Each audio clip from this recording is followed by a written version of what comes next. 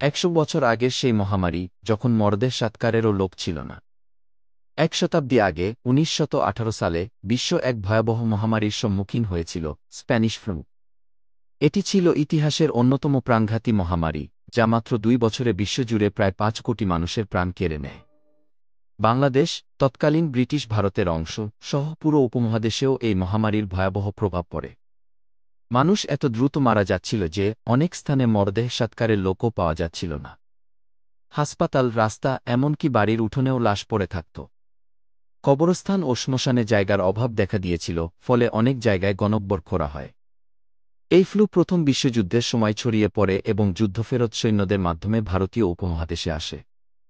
বিশেষ করে কলকাতা, ঢাকা, চট্টগ্রামসহ বড় শহরগুলোতে রোগটি দ্রুত ছড়িয়ে পড়ে। আক্রান্তদের মধ্যে উচ্চ জ্বর, শরীরে ব্যথা, শ্বাসকষ্ট এবং রক্তক্ষরণজনিত উপসর্গ দেখা দিত। চিকিৎসা ব্যবস্থা পর্যাপ্ত থাকায় লাখো মানুষ বিনা চিকিৎসায় মারা যায়। সেই সময় কোনো কার্যকর ভ্যাকসিন বা অ্যান্টিভাইরাল ওষুধ ছিল না, ফলে মানুষ গুজব ও লোক চিকিৎসার ওপর নির্ভর করত। স্প্যানিশ ফ্লু আমাদের ইতিহাসের এক মর্মান্তিক অধ্যায়, যা দেখিয়ে দেয় মহামারী মোকাবিলায় প্রস্তুতি ও সচেতনতার কতটা প্রয়োজন।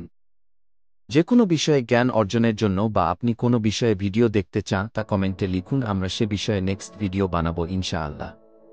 আরও জ্ঞান অর্জনের জন্য আমাদের কাছে কমেন্ট করুন, সাবস্ক্রাইব ও লাইক করুন।